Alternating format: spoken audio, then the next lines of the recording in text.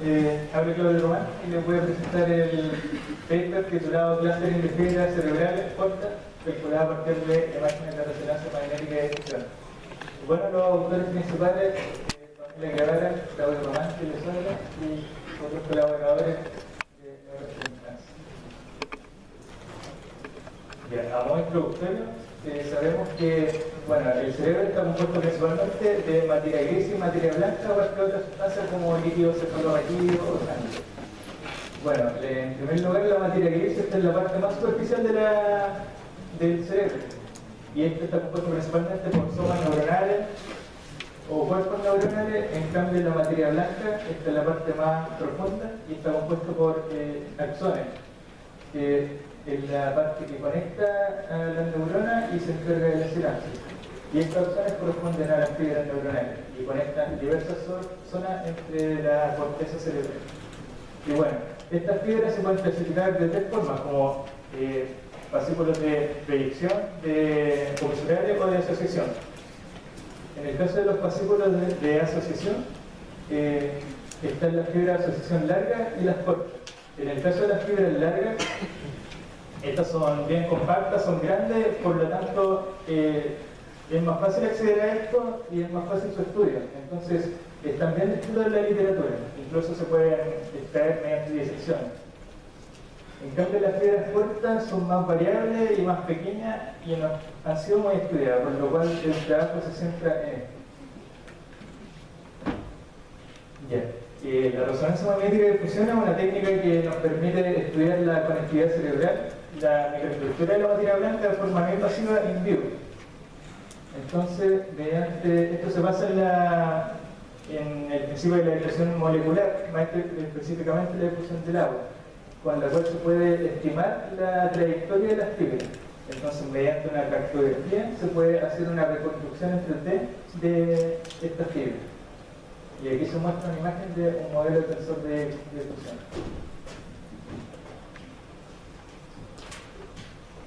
Ahora voy a hablar sobre algunos trabajos previos en el contexto de la conectividad cerebral. En primer lugar, Zhang en el 2010 propuso a través de un atlas de regiones de interés una extracción de fascículos que conectan fibras que conectan circunvoluciones. Ocupó 20 sujetos y un modelo de tensor de difusión. Luego, en el 2013, se siguió con este método, porque estos datos no fueron mayormente analizados ni estudiados. Luego se aplicó este mismo método, pero a una base de datos de alta resolución, creando una variabilidad. Bueno, en el 2012, Catani se encargó de un método de posicionamiento manual de regiones de interés. Entonces, con esto se pudo extraer fascículos que conectan la zona frontoparietal del cerebro y se puede observar una disección virtual en comparación a una disección real. Y bueno, en el 2012, Guevara propuso un método de segmentación automática basado en un clustering intrasujeto e intersujeto, seguido de una etiquetación manual.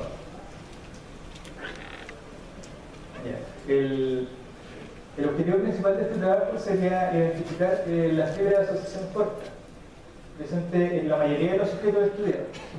Y bueno, que este método sea automático y basado en un clustering jerárquico para que sea no supervisado. Entonces, con esto vamos a colaborar al modelo de la conectividad cerebral humana y describiendo cómo este cerebro es conectado.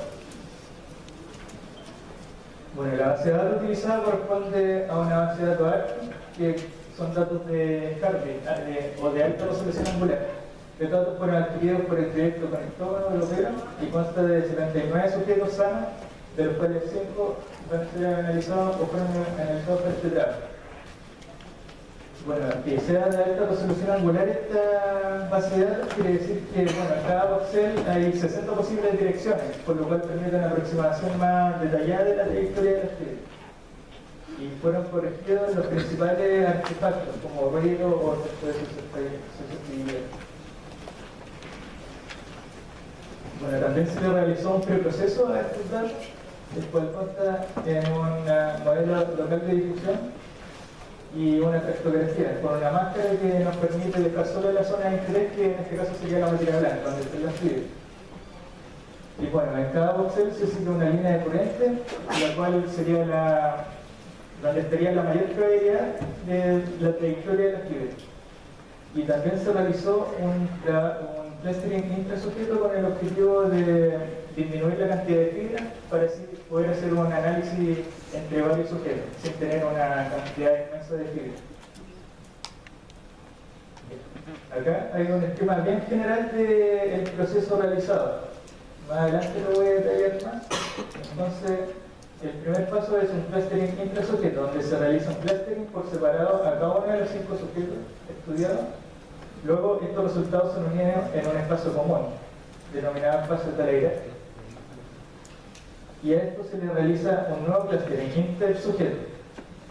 Y finalmente se separa en una nueva partición, de nuevo a los 5 sujetos. Entonces, tenemos la base de datos, que esa sería la totalidad de las fibras.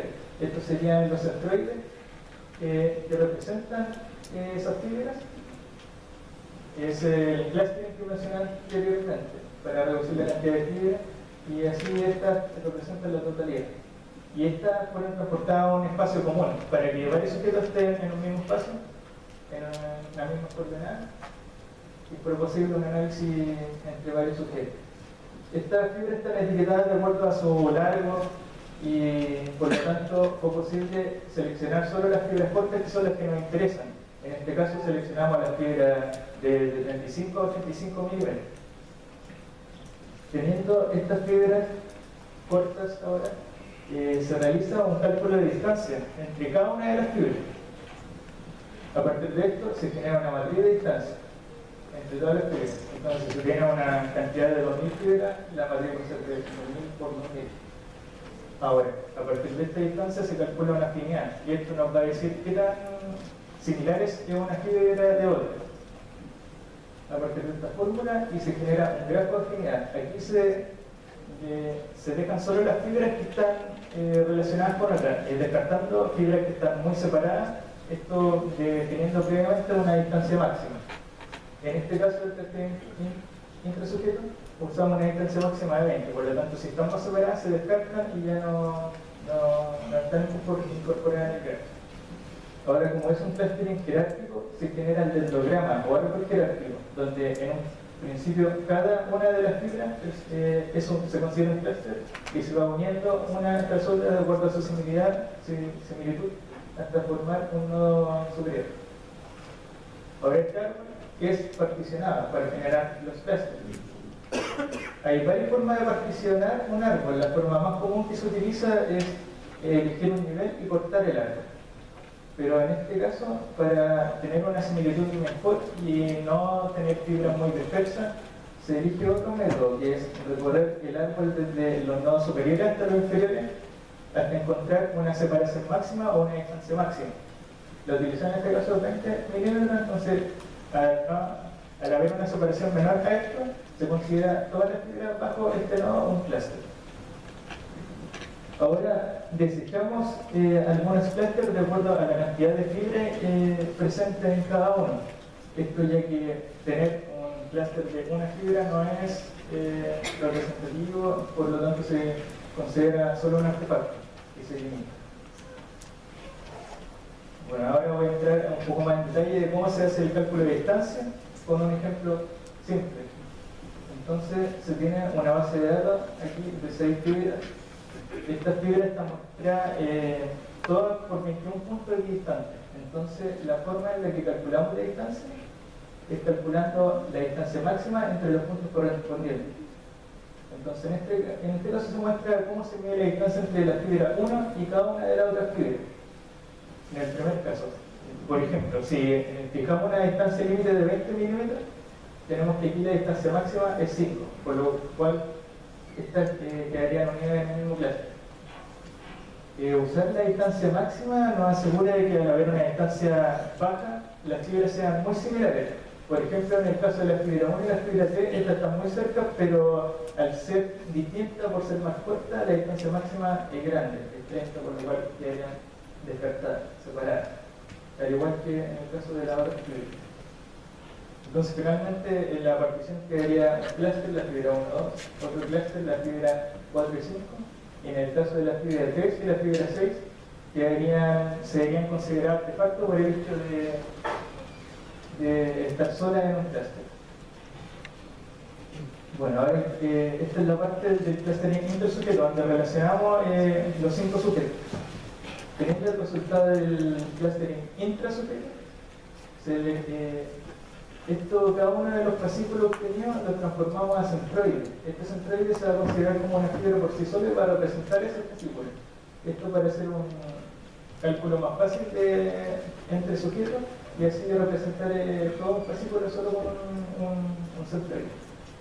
Entonces estos centroides son unidos en un mismo espacio de Telegram y se le realiza un nuevo clúster con una distancia máxima. Esta vez un poco superior de 40 milímetros, ya que los centroides están más dispersos y un análisis intersujeto. Entonces aquí se obtuvo 32 clústeres, de los cuales fueron eliminados los que tenían una baja cantidad de centroides, y que si tienen menos de 5 centroides de un clúster, era imposible que estuvieran relacionados los 5 sujetos en ese clúster. Y bueno, finalmente se analizó la cantidad de sujetos involucrados en cada clúster, que la mayoría de los sujetos estuvieran involucrados en un clúster, y ahí se mantuvo. Entonces estos fueron los resultados obtenidos. Para el hemisferio izquierdo, una vista lateral, aquí se observan los 13 clústeres obtenidos, presentes en la totalidad de los sujetos, o sea, en 5 de 5 sujetos. Y en este caso, fascículos presentes en 4 de 5 sujetos, se obtuvo 14 clústeres a lo largo de todo el hemisferio izquierdo. Bueno, ahora como conclusión se propuso un método no supervisado basado en un clustering jerárquico para encontrar los fascículos de asociación corta y distribuido a lo largo de todo el hemisferio izquierdo. Bueno, este método nos ocupa una información anatómica para guiar la segmentación, esto para no depender de un preprocesamiento anatómico y así basarse más que nada en la similitud en las fibras y no dónde están. Entonces, como trabajo futuro se plantea aplicar este proceso a más sujetos y también ocupar una información anatómica pero luego de la segmentación. Esto con motivo para etiquetar estos fascículos obtenidos de acuerdo a las regiones que conectan. Y así analizar los casos. Bueno, como avances se tiene que se presentó estos avances en la conferencia chilena de reconocimiento de patrones y se aplicó el método ahora para 20 sujetos con la misma base de datos de alta resolución y en el hemisferio izquierdo y derecho, y aparte de realizar un clustering intersujeto para así ver la similitud entre los fascículos obtenidos en el hemisferio derecho y el izquierdo. Y bueno, se extrajeron los fascículos presentes en la mayoría de los sujetos, en al menos 17 de los 20 sujetos, teniéndose en el hemisferio izquierdo 87 fascículos y en el derecho 85 fascículos. Gracias por su atención.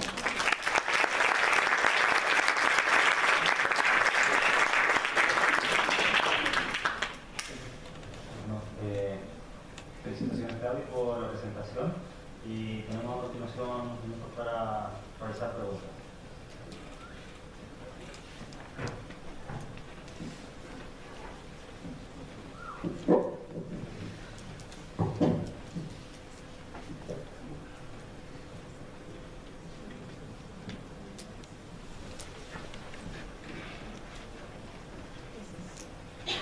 Buenos días. Tengo dos preguntas.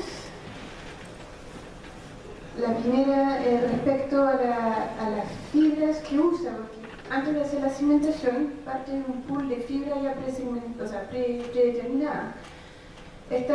¿Cómo asegura de que el 100% de estas fibras estuvieran bien identificadas? O sea, que sean fibras de verdad y que no sean un artefacto en el fondo de la imagen que uno tiene alrededor del tracking. Esa es una primera pregunta. Ya, bueno, Esto se obtiene a través de una resonancia magnética de difusión. Lo que se ve ahí no es precisamente la fibra, sino la trayectoria. Entonces la reconstrucción 3D que se hace es una aproximación de la trayectoria. Pero lo que nos interesa es más bien los fascículos. Las fibras se agrupan en fascículos de acuerdo a su trayectoria, similitud y cercanía. Y teniendo la trayectoria y la posición se pueden identificar estos fascículos, que es lo que más nos importa es la conectividad. Y la segunda pregunta es, una vez que uno obtiene para cada individuo, para el grupo, segmentación, o sea, tiene clúster, ¿cuál es la interpretación de estos clústeres? ¿Qué opinan, no sé, los neuroradiólogos, los neurólogos o quienes pueden opinar del resultado de estos clústeres? ¿Tiene sentido, no tiene sentido? No sabemos. Bueno, en primer lugar, como mencioné antes, no hay mucho estudio acerca de esto.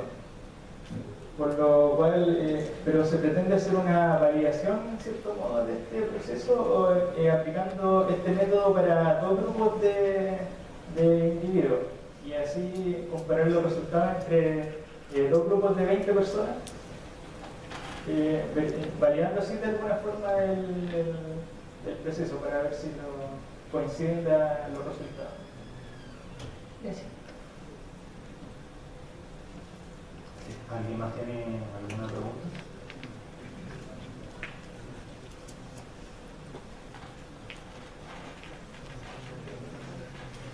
Bueno, una última pregunta. Me gustaría saber, con respecto a la segmentación, ¿cierto? Y a la generación de estos clústeres de fibras cortas, ¿tiene algún sentido clínico, digamos, que se puede interpretar o relación con cierto tipo de enfermedades que se manifiestan por mal conexión?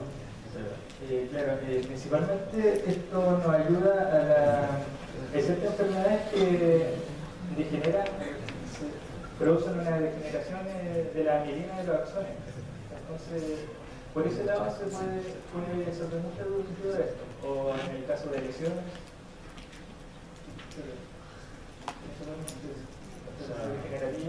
Podríamos utilizarlo como una herramienta de diagnóstico para identificar ciertas... Y también para conocer el cerebro, nos va a ayudar así, tal como nos ayuda un atlas del sistema óseo, ya nos va a ayudar un atlas de la conectividad. Bueno, entonces, muchas gracias, Claudio, por tu presentación.